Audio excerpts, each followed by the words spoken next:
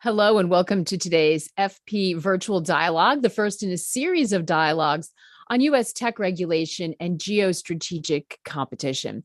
Today's discussion with policy and technology experts will examine the tech-focused bills currently before Congress and the potential implications for national security. My name is Maggie Lake, and it's my pleasure to be your moderator this morning. Today, the widespread digitalization of our economies, renewed great power competition, and threats from state and non-state actors are making technology policy critical to national security and economic competitiveness. Technology-focused regulations are being proposed in the U.S. and around the world in an effort to foster competition and advance national innovation agendas. To maintain competitiveness and safeguard national security, U.S. legislators have a vital role in crafting a regulatory regime that drives innovation and establishes strong data protection and cybersecurity protocols, while at the same time countering mis- and disinformation and malign foreign influence. In the coming months, the U.S. Congress will consider the most significant legislation to regulate the U.S. tech sector to date. Today's event, which includes policy and technology experts, will explore the potential national security impacts of the tech-focused regulation and considerations for Congress in their efforts to mitigate risks amid growing security threats.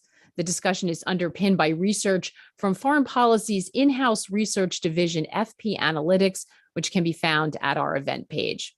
Before diving in, I'd like to extend a big thanks to the Computer and Communications Industry Association for helping us make this event possible.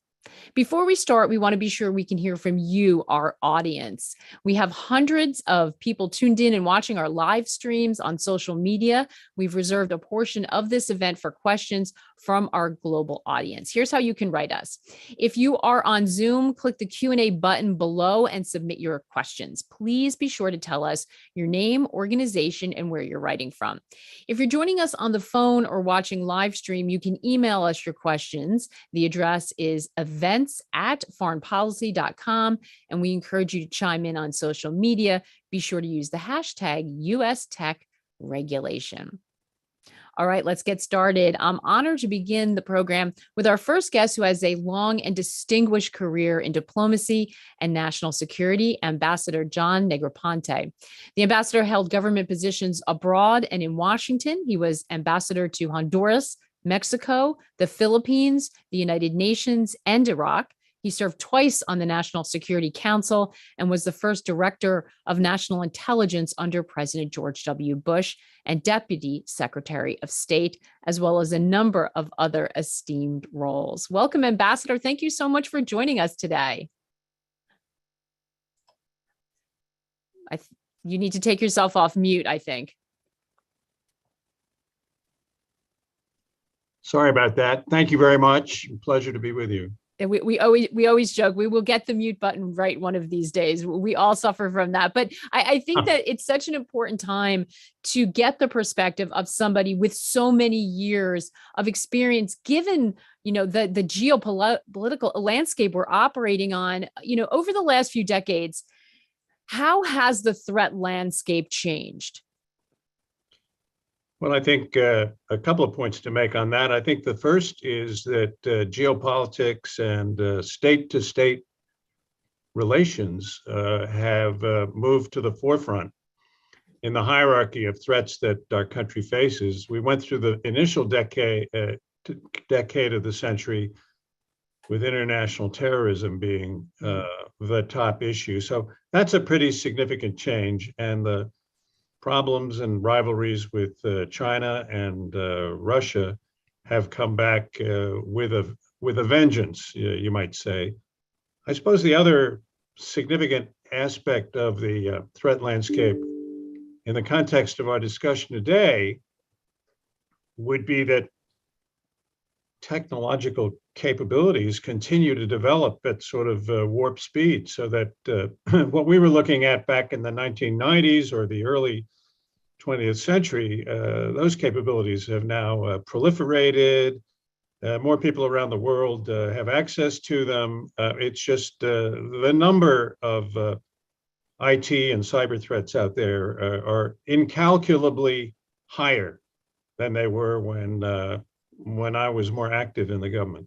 They certainly are. And I think the speed of the development is exponential. We talk about that, in the business world, on the business side of things, but, it's got to be concerned when you're looking at it through the lens of national security. Are there some key security threats that have emerged or some underappreciated risks that you're particularly concerned about?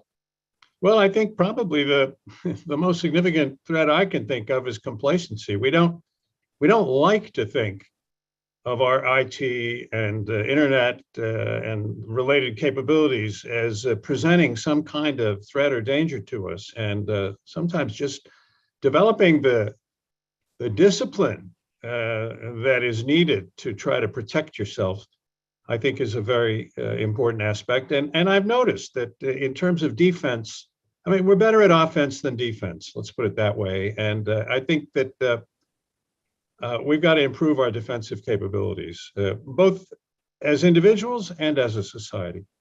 Why do you think it is that we're so much better at offense and not defense? I mean, It's we more understand fun. that you It's put more it beautifully.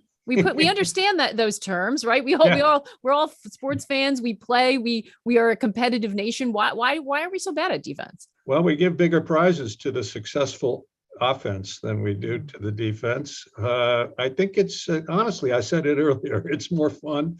It captures the interest and imagination of people. And also, I think in the internet realm, I think there's this notion that one of the best ways to defend yourself is to counterattack.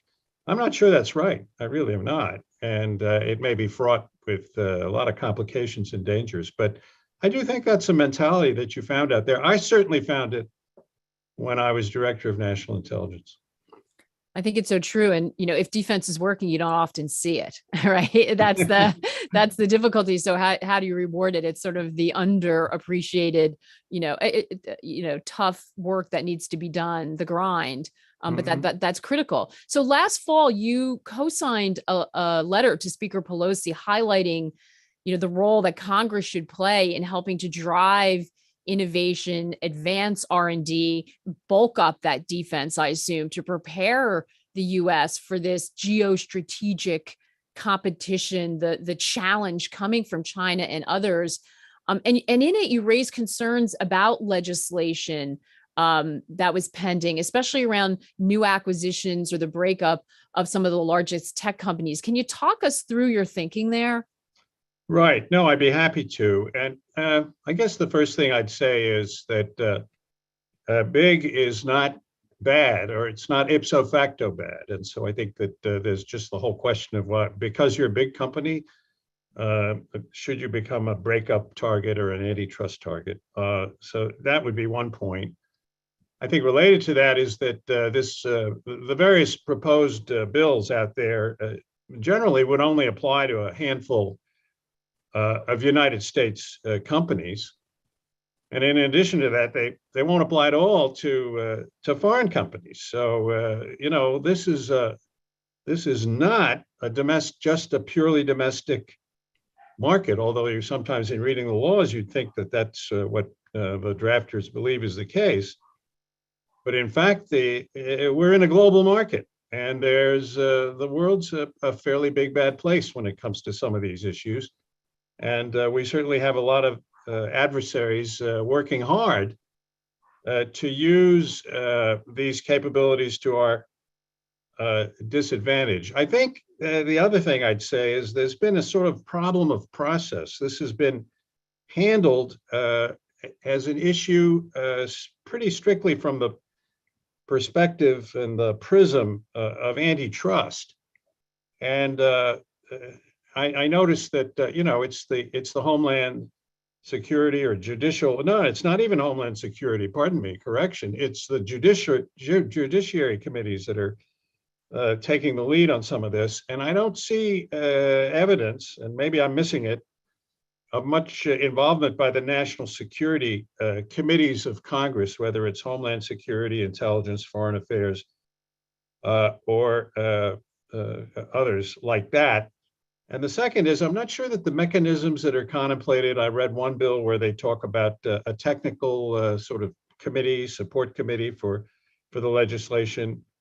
And again, the participants would be sort of very much focused on the domestic realm and not the national security area. So I think that that's a very important point. I guess perhaps the last point I would make is I feel that the question of scale and the utility of scale in enhancing the capabilities of tech companies may be underappreciated in this legislation. I mean, you need scale, I think, and I'm relying on what others experts say because I'm not an IT expert, obviously, but for AI, for quantum computing, and robotics, apparently scale is very, very useful. Not to mention the billions of dollars that these larger companies can contribute to research in this area. So those are some of the considerations that occur to me as I look at these possible legislative initiatives. But my main point, just to come back to it and emphasize it, because I noticed that Jay Johnson and Robert O'Brien and others who've written about this, they all pretty much say the same thing. Let's get some national security input embodied in this legislation, in this legislative process somehow. And it seems to me that may have either been lacking or underemphasized. Which is kind of incredible when you look at the landscape we're dealing with. I mean, does Washington, I think we know the answer to this, so maybe let me not say, does Washington have a problem with agencies, working in a cooperative fashion in an area of technology and innovation, which is moving very rapidly and we know is global? We know the answer is there is a problem of, being siloed and fragmented. How do we get past that? I mean, you've worked in so many different parts of government. Is it getting worse? And is there a way? It would seem so logical to people listening. Why wouldn't there be input from security? And why does that have to slow it down? Well, Maggie, you said agencies. I'm not sure. Maybe there's some issue with agencies, but I think it's also in this case with congressional committees. Yes. And maybe we also need to take a hard look about, is this the exclusive domain of the committees that handle antitrust, or is this really a broader issue? The relationship between antitrust and national security in the context of companies that operate with global reach. And then, of course, what are some of the risks of mandating the kind of integration, inclusion, and so forth, access that is being advocated by the legislation? And frankly, those are good sounding domestic words, but when you're talking about integrating or access for Huawei or for a Russian or Chinese companies, it kind of has a different connotation. What's the role of the private sector? How can the private sector better work with government? Is there change that needs to happen there to have more productive conversations? Because I don't think anyone's suggesting that there should be no guardrails and that consumer protection doesn't matter. How can there be a more robust conversation around this that's productive and doesn't kill off innovation? Well, we've been struggling with that for a few years, and I recall it sort of started with the question of cybersecurity, right? And what kind of legislation we have around that. And I'm not sure that's yet been entirely resolved. What incidents should be reported to government, how much government and the private sector ought to work together on these matters. That was an issue right from the start. But there are obviously many ways to cooperate. And I think tech companies, particularly in the current context of war in Ukraine, the heightened defense and national security issues that have landed on our plate, I do think people are making an effort to work together, but it's work in progress and it needs further refinement and discussion. And I'm sure that's going to continue. It's going to come out all right in the end, but I have a feeling it's going to be a bit of a bumpy road as we go down it. I'm glad you put that optimistic tone in the middle of Oh it, because yeah, it I can be do. it can be very frustrating when you hear this, because I mean, some of this sounds like the root is when you kick the can down the road and you don't address this, which we did not with the growth of the internet. You lay the seeds of it becoming a more and more serious problem. Hmm. Yes, I agree with you. I don't think I have any quarrel with that proposition. So you mentioned this a couple times about the global nature of this.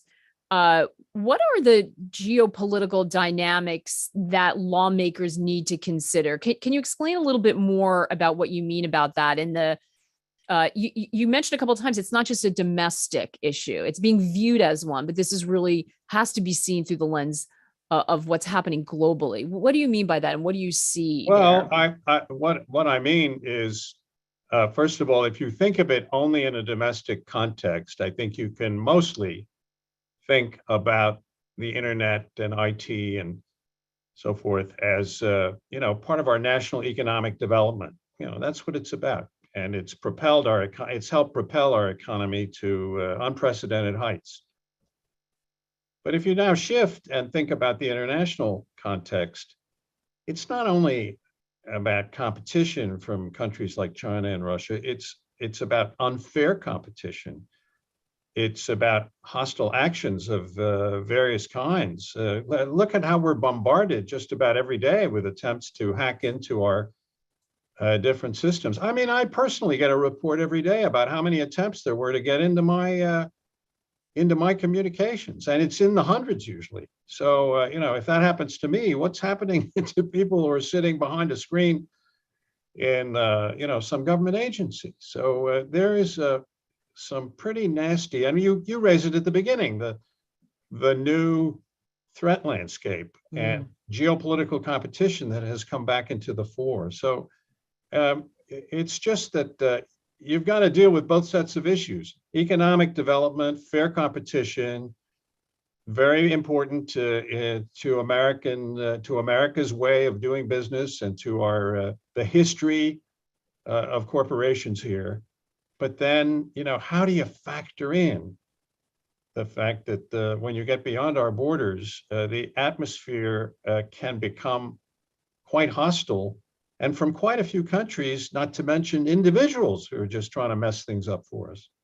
Well, that's it. You said at the beginning, during your tenure, the worry was so much in those years about global terrorism. That's still there, both on a large organizational scale and individuals, and layered on that now you have this state to state rise in tension that we're dealing with, war in the middle of Europe, and all of this has a technological aspect. This is all digital. There's all cybersecurity behind it. So it doesn't get more urgent, I think, to address this. We have a great question from Jasmine that I'd like to pose to you, and this is, I think, speaks to the challenge with sort of enhancing the relationship between the private sector, where a lot of the innovation lies, and the public sector. Jasmine writes, the valley of death for tech companies acquired or collaborating with federal agencies is well known and has a chilling effect on public-private collaboration. How might pending tech regulation assist in bridging this divide? If I'm understanding her correctly, it's, you don't always want to be working for the government because of the bureaucracy involved, the difficulty involved, the slow nature when you're a fast-moving tech company, and you've got much better business prospects elsewhere. Is there anything that can be done to sort of break that stereotype? Well, I think, first of all, the government does need to encourage research, and of course, the amount of research that's done. Well, for example, just by the companies that might be affected by this legislation, if it were to pass in something resembling this form, would be, I think, upwards of $150 billion or something like that. In any event, it's a huge amount, and that's to be applauded. I think one of the areas in which, whereby the government and the private sector can work well and closely together, is in the whole field of education. I think it's in the field of encouraging the study of these issues. It's in the area of keeping foreign students who come here and get masters and PhDs in high-tech issues and allowing them to stay and work in this country. I mean, there's a lot that government can do to help enable higher performance by the private and the educational sector, just to cite one example. And that speaks directly to a question from Anna asking, what's the role of young people in tech regulation and growth? And also, she's asking, to what extent do you believe cyber attacks have shaped and or undermined American democracy? Guessing, perhaps hinting at the misinformation, disinformation, which is a form in and of itself of cyber attacks. Well, I'm one of those who, continues to have great abiding faith in our political system and a confidence that we'll work through these issues. I know there've been threats, and I'm not going to say there've not been any threats at all, but I don't think there are any threats that we cannot overcome. So that'd be the main point that I would make on that. And you bring up a fantastic, and we'll leave it here, a fantastic point about talent. It's a global talent war, isn't it? How can we, does the government have a role in encouraging these industries to grow? And, how does that fit in with what seems to be sort of an enforcement mindset in terms of slowing or stopping? How can the anti-competitiveness fit in with the let's grow this industry part of it? Can they work hand in hand? It seems. Well, it's work in progress, and it's a balancing act, and it's a dialogue that we're having with the left and right hand sides of these issues. And I don't think there's any easy answer, but I'll say one thing: we have a political system that at least has the capability to work its way through these kinds of issues because of our representative system of government, our very highly developed, over more than 200 years, a system of national dialogue surrounding these questions. So what political system is better suited to, give these issues a fair shake than the American political system, I would ask you. And the fact that we are having this conversation today is a testament to that. That's part of it. Ambassador Negroponte, thank you for setting the stage and sharing your perspective on the changing threat landscape amid this growing technology-based threats that we're dealing with. Appreciate it. Thank you so much. Well, we'll dig further into the debate now and the potential implications of the bills before Congress. I'm pleased to introduce our three panelists. Klon Kitchen, resident fellow at the American Enterprise Institute, where his work focuses on the intersection of national security and defense technologies and innovation.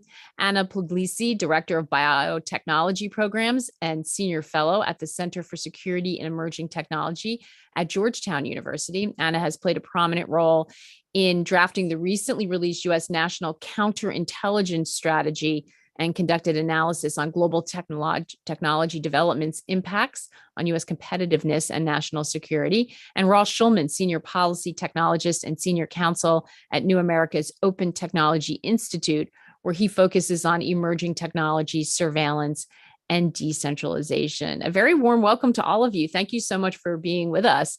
And I think that the ambassador really set the stage beautifully for us, picking up on those comments. Klon, let's start with you. How are you seeing the changing threat landscape as it relates to technology? I was really fascinated what he was saying about the sort of rise of the state-to-state threat now as well. Yeah, so I think one thing that everybody is now recognizing is that the technologies that will drive economies and shape and win future battlefields are overwhelmingly being developed in the private sector for commercial purposes. So the ambassador mentioned a few of those: artificial intelligence, quantum, advanced robotics, and similar issues or similar technologies. And governments, after initially being frankly disrupted by this migration of the national security burden into the private sector, are beginning to reassert themselves. And I think that's typified by two approaches. There's the American response, which Ambassador Negroponte, I think, articulated well, which is trying to work collaboratively in a non-coercive way between government and industry to help everyone understand that we're actually over the same barrel and that we have a vested interest in working together in cooperative ways within the framework of our constitutional system. On the opposite side of that, responding to these trends is something like what the Chinese Communist Party, the CCP, has done, where instead of trying to work kind of non-coercively, they have simply grabbed a hold and fused the government and their industry together to pursue state aims, and particularly the dominance of certain technological industries. Yeah, and that's not always apparent. Sometimes they operate under the guise of what looks like what we would consider a private company, but they're not. They're backed by the Chinese, which I think is something that's not obvious to everyone, or sort of to the everyday American, as the case. Anna, what are you thinking about in terms of the underappreciated risks? Right. Actually, that's a really great point, because it really highlights, as we move forward, we really have to recognize the differences in the system. And Clown brought up a great point about the relationship of these seemingly private entities with the state. And it's that role of the state that really is the deciding factor, the really big difference. A colleague of mine actually made a funny joke of saying, just because they have business or court in their name doesn't mean they actually function the same way. And so it's really important for folks to realize, the different laws that China has that compel its companies and its businesses and individuals to work with them. And the power of the state in that, which actually in some areas, the ambassador talked a little bit about scale.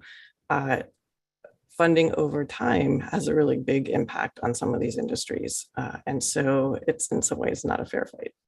Yeah, can you expand on that a little bit, Anna, for those who may not be familiar about why that is so important, that Chinese government involvement in the very core of the company, why that's a security threat? So I think you have to even in some ways go earlier in the development cycle. So it's also not only the companies, but the design, the research in a lot of these key areas, especially some of the nascent areas such as AI, bio. Those are the ones that kind of get talked about a lot because it impacts priority setting, but it also impacts decision making. And I think that that's really important, that our companies make market-based decisions because we have a market-based system, right? And we make assumptions about how the world works based on that market economy. Whereas a lot of Chinese companies do not have to make those same market-based decisions. They get support in different ways, and you see a much more holistic approach between the different parts of the Chinese innovation ecosystem, whether that be their universities, their state key labs, the Chinese Academy of Sciences, and how they work with seemingly private industries. That's such a critical point to bring up, Anna. I think years ago, I interviewed a CEO and I asked him, what worries you? What keeps you up? And I thought he was going to say something about his marketplace. And he said, I'm competing against people whose names we can't, companies' names that are not known or we can't pronounce, who are playing the long game, 50 years out, getting that sort of investment. And I have to respond to shareholders quarter by quarter. How do I compete with that? And this was someone who was not operating in the national security field or realm or defense realm. But I just always remember that comment. And he was so right. And this was many years ago that he identified that. Ross, I wonder, when you think about the threats, and I think it's important before we talk about any legislation or potential impact of legislation to understand the threats we're talking about and how well they are understood or not, or underappreciated. What's top of mind for you as you look at this? So for me, it's actually much less worrisome to me, the top-down control that you might see in a situation such as China. Although I do think that a great point about the longevity or the long-term thinking or the obverse, the short-term thinking that our sort of quarter-to-quarter mindset imposes on companies, I think is absolutely detrimental. But I actually think that when you start getting to really large companies or sort of top-down controlled companies, that they actually suffer a detriment in innovation. I think that we have seen over the course of the entirety of sort of capitalism in the United States, that it's when companies get huge and sclerotic that they actually start failing to compete and start resting on the fact that their network effects are delivering them the profits that maybe innovation would have in another in a smaller circumstance. When we see competition come in, that's what drives innovation. That's what drives new products. That's what drives new value. And so I'm less worried about dealing with, the idea that a large company is the only thing that can compete internationally. I think that's not true. And I think actually technology makes that even more not true. I think when we're talking about things such as robotics or such as AI, a small team, given the powers of cloud computing or 3D printing and desktop, computer-aided design and computer-aided manufacturing, 2-day turnaround on PCB manufacturing, all of these technologies that we have now today are a force multiplier for small teams, much more than larger teams, because they can be nimble, they can deliver products much more quickly to market, and do so with very small teams. And so I'm less worried about the possible negative effects of competition being forced by regulation. I just wonder, back to the issue of planning for the long term. We're in a situation, we're in a market environment right now where companies are being punished who do not have current earnings. I mean, they're just being slammed across the board when no one's looking at what they're doing or what. It's just like, if you cannot perform in this environment, in a risk-off environment, in a market economy, that's what happens. I understand your point about being small and nimble. Can they coexist? I mean, don't you need both big and small? Does the big have to be broken up in order for the small to thrive? What's the balance there? That's a great question. And I should be, perfectly honest. I'm not advocating for, breaking up anybody at this moment. I don't think that that's necessarily called for at this point. Even in the very largest of the sort of internet platforms. I think, though, that we really do have an issue of short-termism in our economy, sort of in our market economy, broadly speaking. I think that demand, whether it's public shareholders or private venture capital looking for a really quick exit, we do have a problem in thinking about anything further than sort of the next quarter or the quarter after that, and building really long-term value structures. With that said, I'm certainly not a business expert of any kind. I'm a tech policy guy, but that's just sort of like my observation from the cheap seats here. But I think that turning that around and finding ways to instill much longer term thinking, whether that happens through the private sector or through government intervention, is definitely necessary. Yeah, no, absolutely. And it's something that I think maybe a lot of us haven't thought about in those terms when you start to dig into what does it mean when you're operating on this global playing field, but it's really critical. And I think this is where, getting creative about the nature of public-private partnerships, right? Big and small partnerships. What can be done in that realm is where the opportunity lies. And, as opposed to sort of it always being put in or seen through the lens of friction, maybe. Kalani, I'm curious. So we sort of established what the threats are. Now, in terms of the legislation that's pending, what are some of the potential impacts you see of the bills before Congress as they pertain to national security? Like, what are you focused on? So we've been talking about one of my primary concerns, and that is the idea of that breaking up these companies inherently begins to impose restrictions on their ability to innovate. And the argument there, again, succinctly restated, is that it's not a coincidence that the companies who are operating at the greatest scale are the same companies who are driving the cutting edge of emerging technologies like artificial intelligence and other things. And to Ross's point, and to yours, Maggie, we obviously want a diverse economy that includes both smaller startup folks and larger incumbents.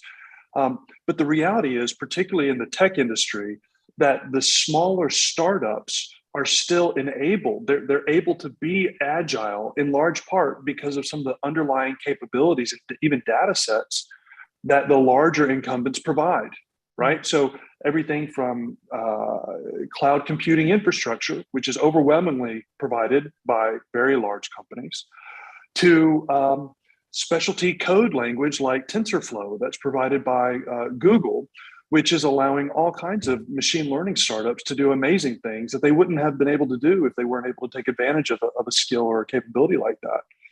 So when we talk about concerns that I have, it's that, and just on that R&D point and scale. So last year, the top 5 largest tech companies spent more on R&D than the U.S. Pentagon did. They outspent the U.S. military on R&D. And that's a massive reality that we need to think about. Another one of the concerns that I have is something that is often talked about, and if it's not understood, it's easy to be, I think, frankly, distracted by it. And that's the idea of self-preferencing. The idea that these companies are using their own platforms or their specialty knowledge to preference their own market offerings against others and things like that. And that's something that I'm not indifferent to, but let me tell you one of the unintended implications that this could have possibly had. Take something like Gmail. Gmail is able to understand and preempt and prevent literally millions of cybersecurity and phishing attacks every day. And they're able to do that precisely because they're able to leverage their user base, which is massive. And they automatically take those insights and fold them into the service that they're providing, Gmail, right? And that keeps us all safe. The ambassador was talking about he gets a report every morning about how many people are trying to get in. Well, that's in part enabled by that precise kind of service. Well, under the legislation that's being considered by the Senate Judiciary and others, that might be considered self-preferencing. And they may actually be penalized because Google is now using essentially proprietary information that's not available to everybody else to make their products and services more attractive and advisable than others that they might offer on, one of their other platforms. Now, I don't think that's the Congress's intent, but that is precisely the kind of cybersecurity and national security unintended consequence that people like Ambassador Negroponte and myself and my fellow panelists are saying need to be considered before any of this legislation goes forward. I think the problem is that there's a terrible track record, whether you're talking about technology or financial firms in a market-based economy. There's a terrible track record about self-policing. Let's be honest.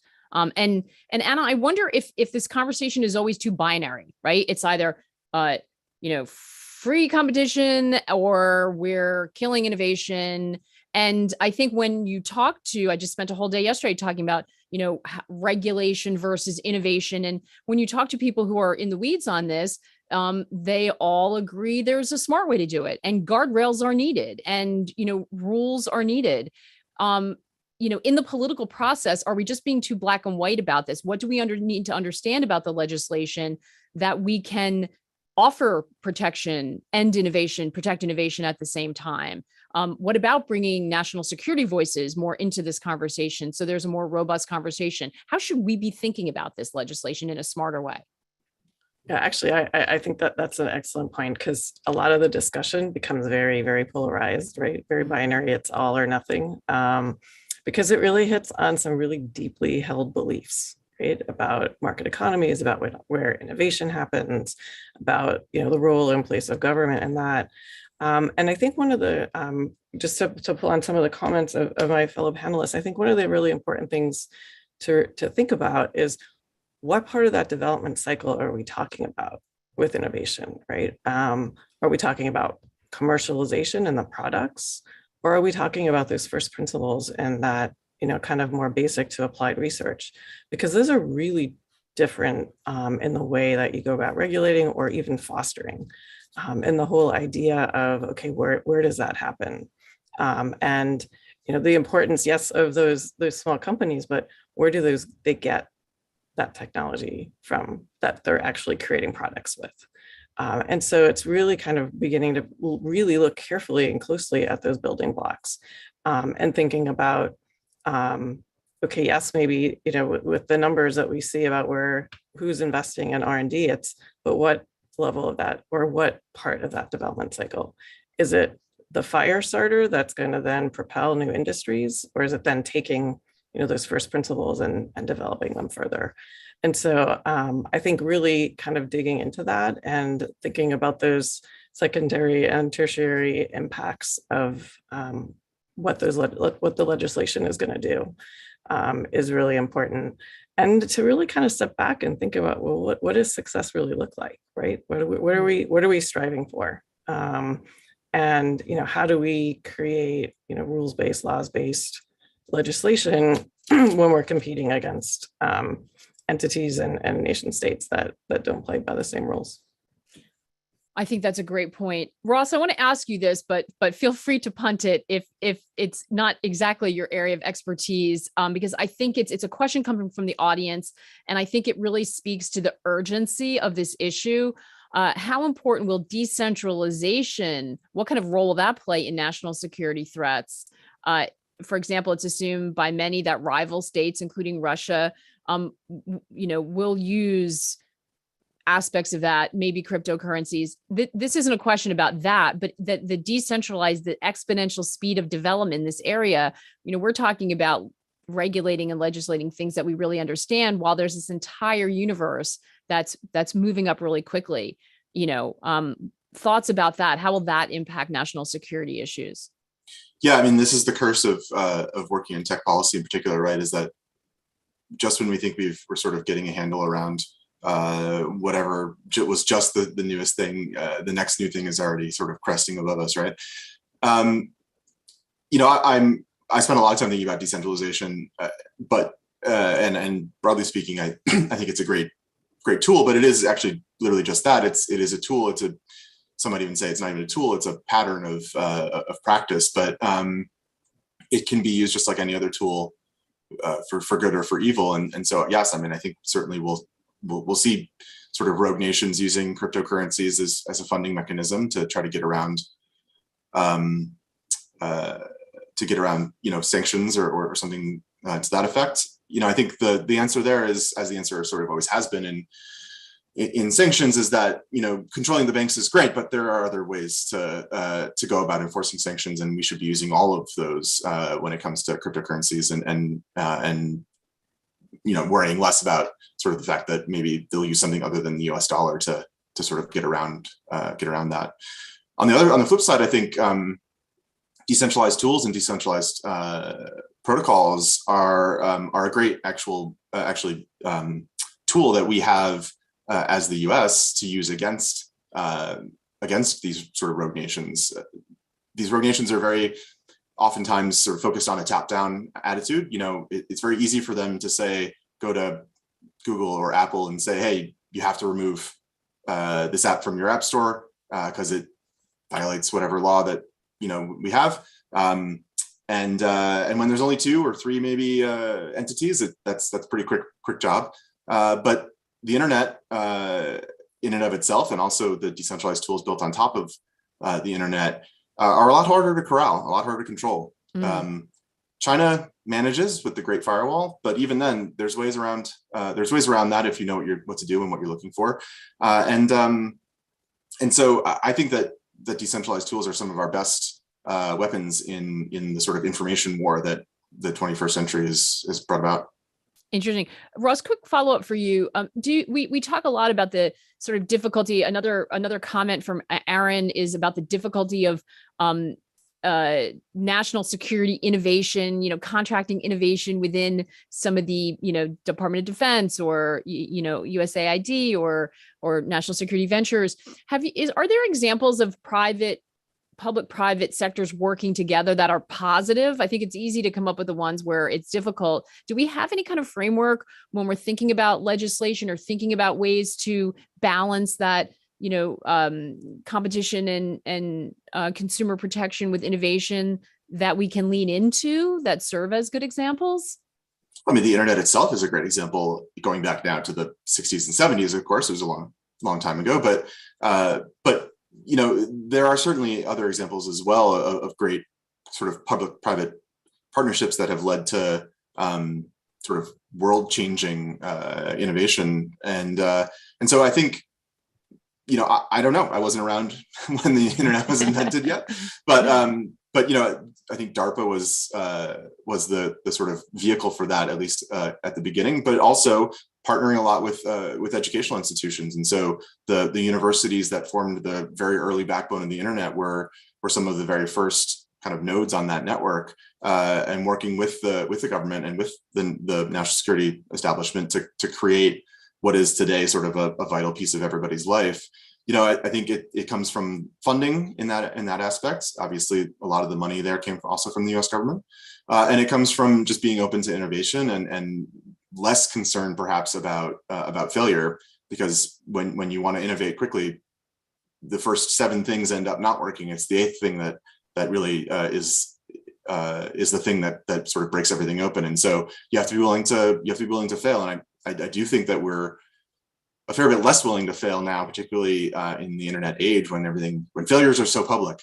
And so, being a little bit more open to the idea of, hey, this didn't work, we're going to try something else. That's okay, is vital as well. Kalon, you mentioned preferencing before. For those of us who may not be that familiar, I know other terms, side loading, interoperability, also come up when we're talking in the realm of national security. Can you shed any light on why this is standout and what we need to understand about that, especially if it's being considered built into this legislation? Sure. So side loading, stated basically, is the idea of, say on your phone, if say on an iPhone right now, the only way you can get an application onto your phone is to use the Apple App Store. Side loading would be going to an alternative place and bringing an app outside of that ecosystem onto your phone. Now, a lot of companies are allowed to do that because as they deploy personal devices, they develop specific applications for their employees, and they're able to kind of bring that in.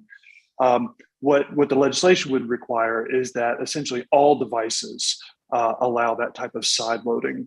Now, different developers have taken different approaches to this. So there are some in the kind of the Android operating system world that where side loading is prevalent and widely used.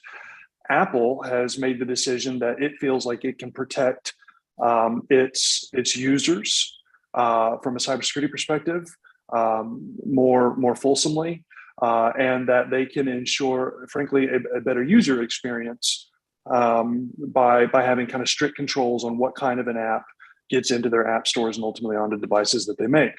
I don't have to choose or make a claim as to which approach is better, kind of an open architecture, their so-called walled garden architecture. The point is that it's best for the US economy to be able to have both and let users consume the type of approach and device that they would prefer. When Congress gets into the business of dictating that type of activity, it's not only intervening in the marketplace in a way that I just think is not productive and not helpful. It's beginning to set the conditions for actually expanding cybersecurity concerns. The same thing would be true in terms of interoperability. When you just say, hey, we think all of these devices should be able to work together and it should just be fine. Well, that sounds nice until you start pulling the string on what that would actually mean. And what it means is a race to the bottom on cybersecurity protocols, because organizations like these large vendors like Apple or Google or Amazon or Microsoft or whomever, they're able to spend literally billions of dollars a year on their cybersecurity development, their intelligence, and their practices. Well, there's all kinds of companies who can't do anything close to that. But if the larger companies are forced to be interoperable with them, then they have to adopt, by necessity, lower standards of cybersecurity so that everybody can play nicely together. And that's counterproductive. Now, it doesn't always have to be that way, but there are going to be certain sectors of engagement where that is going to be the necessary reality.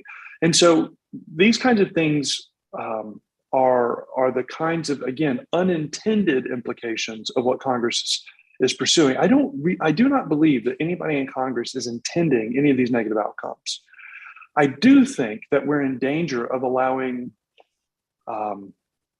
domestic political concerns to cause us to adopt policies that are going to be a net negative and counterproductive to the national security environment. And that's why Ambassador Negroponte and others have signed the letters that they have. And this is, I think, the important point on this, and then I'll stop. That none of these letters and none of these national security concerns are saying that any company is somehow immune because of national security issues from antitrust or any other type of accountability. What they are all saying is that before any piece of legislation is passed, there ought to be a robust and honest national security implications review. And if Congress is simply unwilling to do that, that feels to me like a dereliction of basic due diligence. And that's why I oppose it. I think that's a great clarification to make, Klon, and I'm glad you did that, because as we debate this, it's easy to be put, as we established before, into a camp that sounds like you're for or against, very simply, which I think is an oversimplification of the issue. Anna, Ambassador Negroponte brought up a comment about talent, which I thought was interesting. Is this something that you think about in terms of, again, we're addressing this as a US issue, but we're operating in a global marketplace where borders are, in the tech world, increasingly non-existent. Is that a concern, and how should that plug into this conversation? Actually, I was very taken with the ambassador's comments, because it's something we think about quite a bit across a whole wide range of industries. And I think it's also one of those areas where we do get a lot of extremes, right? It's let everybody in, or some of the discussions about restricting talent. And so I always start out with, whenever I'm talking about talent, is like, there's no room for xenophobia in any of these policies or xenophobic rhetoric, because we really do want the best and brightest. And I think it's multifold, right? It's, how do we remain the place where people want to come and study, and so we do get the best and brightest of throughout, globally, because that's really has been one of our biggest strengths. And how do we then look across, our own, domestically, and come up with, okay, how do we have that technically proficient workforce? Because a lot of times, a lot of the discussion gets focused on PhDs, and it's really more than PhDs. It's that technically proficient workforce that is going to be able to work in these industries of the future. And so that part, I think, is really important, not only from, starts at the K-12 level for STEM education, especially for a lot of these industries. But it also is, we have to be really mindful also of some of the policies and programs that our competitors have to target their diaspora. Yeah, I think you brought up the point, Anna, that it's economic competitiveness is national security. They're not really different topics anymore, are they? I would venture to say no. And a lot of it is also, our competitors look at it the same way as well. I think a lot of the discussion, we focus on, okay, lowest cost as opposed to greatest value. And, we forget sometimes our own history and how we've developed a lot of these technologies, and that, our freedom of movement and a lot of our foreign policies are really kind of based on leading in a lot of these areas. And that it's naive to think we can lead in everything, but I think it's really important to take that, we talk a lot about short-termism or long-term approach, and really think strategically about these legislation. My co-panelists have talked about, each slice, we're looking at each tiny slices and not, okay, what is going to be the impact across a broad range of issues? And I think that that's really important. Talent is one piece. Earlier stages of the development cycle is another. The cybersecurity piece is super important. Yeah, we need to have that sort of 30,000-foot view and understand. I think you said it wonderfully before, define what success looks like, and then work kind of backward from there and try to bring in all of these different parts of the conversation.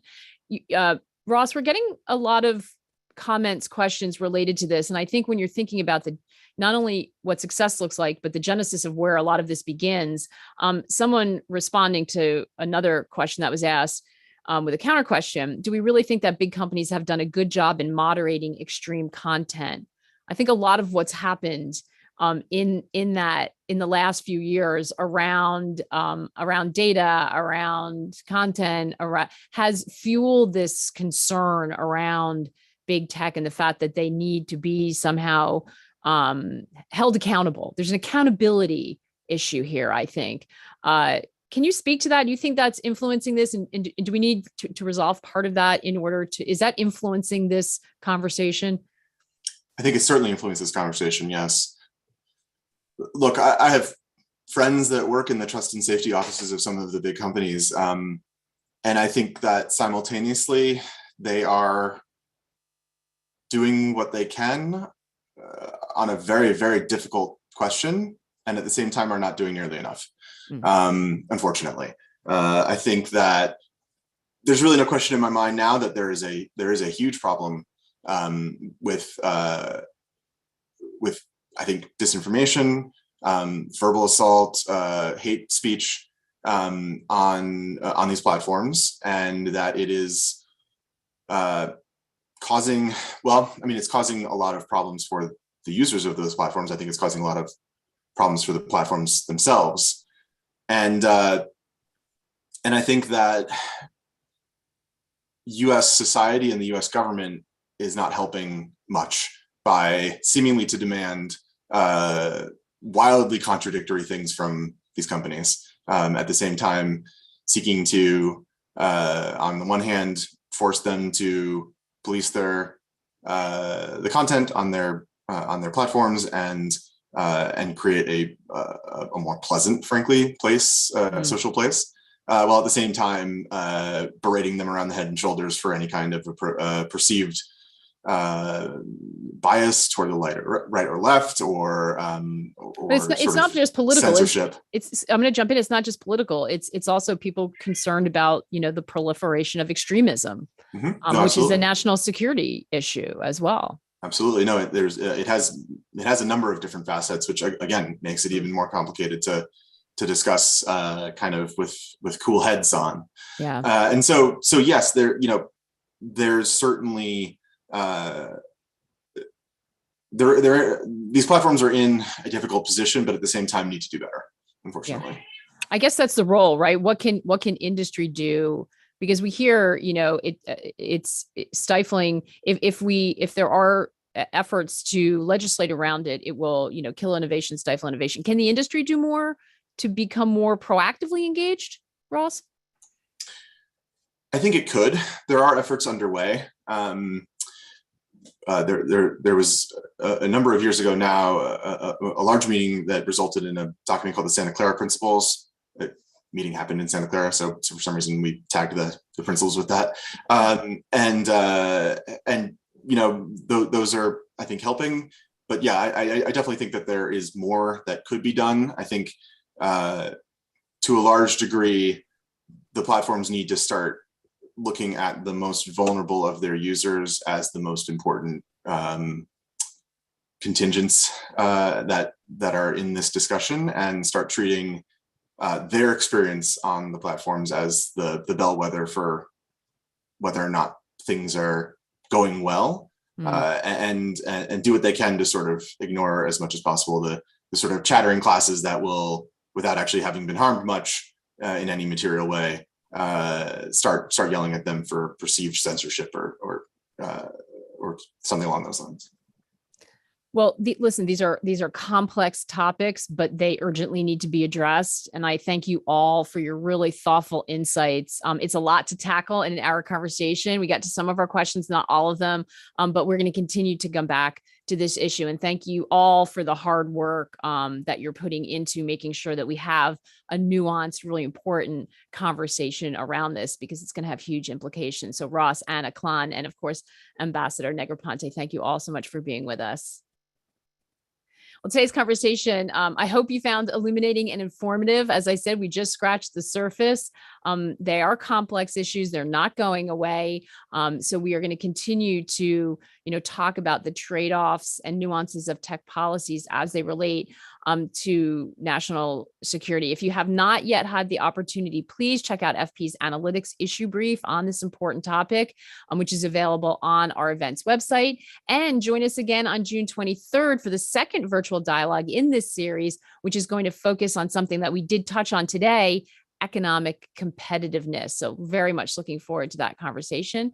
I hope you'll join us for that. And a big thanks again to the Computer and Communications Industry Association for supporting this project. Stay tuned for updates and find out more at foreignpolicy.com. Take care and see you soon.